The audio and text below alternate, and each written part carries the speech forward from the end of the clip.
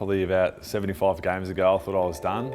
I think a lot of people close to me have known what I've gone through and the rollercoaster ride that has been to get to this 150 games, but I'm just so grateful to still be playing football, and I love the game, and I really love the football club. When I look back at the journey, I've grown up so much. I've been through a lot off the field, on the field, and the connections and the family environment that a football club has shown me and helped support me has sort of set me up in life. Fortunately, some things went my way and position change, and yeah, I haven't looked back. Yeah, well, I didn't think I was going to get to 100, to be honest, and I just wanted to get to 100 AFL games, and I was stuck on about 80 for a long time. Without reflecting too much on it, it's hard to remember now, but I think that I wouldn't have been in a great mindset. Sort of treading on eggshells a little bit. I definitely wasn't playing to my ability and didn't have that much belief in myself. A part of me just sort of took myself back to my youth and just appreciated just playing football at any level, and I loved my time under Josh Fraser at the VFL. And if that was where my career was going to end, or if that's where I was going to play my football, as long as I was healthy and playing the game I love, I was going to be happy. Yeah, well, the whole pre-season I trained as a forward. I knew I was going to definitely start in the VFL, but yeah, I rocked up on the Friday night, and Fraser said, "Oh, we're going to go down back." And at first I was just a little bit nervous straight away, and I sort of started to get the sweats, and I was like, geez, I don't really know what I'm doing. I don't want to do anything that makes me look silly.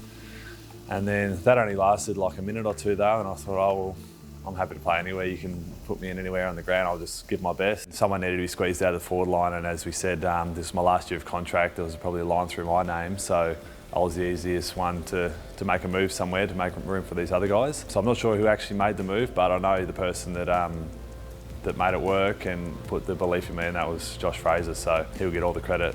Yeah, that's what happened. I ran around like a headless chook against Port Melbourne in that first game, and didn't really know what I was doing. Come in on the Monday and learned so much, and still learning so much. We had such a good vibe down there, and Fraser had us really rocking, and we looked like we were really going to go far. And I was like, my goal for that year was, it's my last year, I'm going to finish in a VFL Premiership, and I'm going to do my best to lead this team to a VFL Premiership.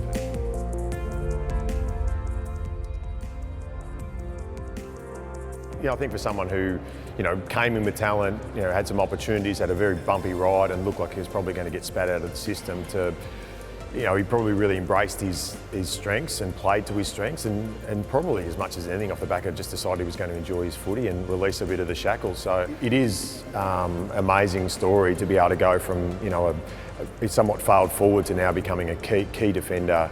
One of the best key defenders in the competition. He works unbelievably hard at his game.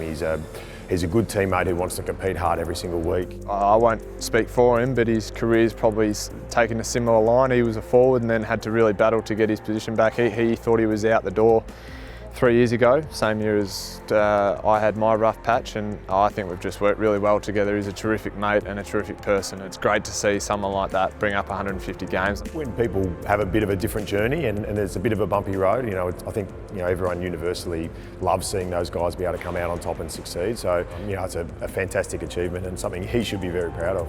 Fortunately, some things went my way, and position change, and yeah, I haven't looked back.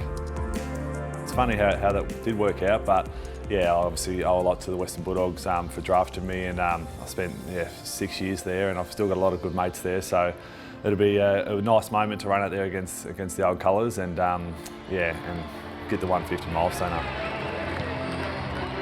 I think the thing that's changed is how I see my game and myself. All I want to do is just give myself 100% effort, and then after the game, if I can look myself in the mirror and say, look, that's all I did, it's just give absolutely everything I could, then I'll be happy. Bruce engaging there with Jones, and Jones marks. Bruce keeps it a little wide. Jones just walked his way through traffic. At the start of 2017, I was just so free and relaxed and enjoying what I was doing. For some people might think it was a bit weird because obviously we're here to play AFL football, but I was healthy. I saw guys like Sam Doherty that had gone through all these terrible injuries and are sitting on the sidelines, and I was running around at training, receiving kicks off Cade Simpson and running around with guys like him, and it was amazing, and it was, in my opinion, it was going to be my last year, and I was going to enjoy every minute of it.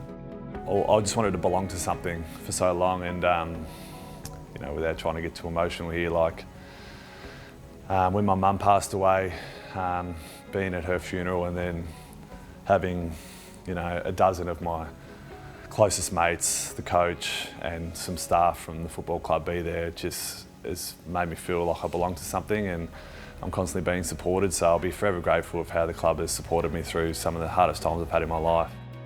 Why do you love football, Jonesy? It might seem like a weird question, but with everything seemingly done for you, why did you fight so hard to be here today? Yeah, I don't know. I think it's something that I was meant to do, I guess. My dad played, my pop played, but I've got this photo of me on a bike holding a football, so I'm riding the bike. I slept with one. I loved it. I was kicking little fluffy one up and down the hallway all the time and breaking things around the house, and I just loved it, and I still love it. It's the best game in the world, and I just feel so fortunate that I've been able to do it as a career. And I'm 30 years old now, and I've been kicking a ball around since as long as I can remember, and as long as I can do that and I stay healthy, I'll be a happy man.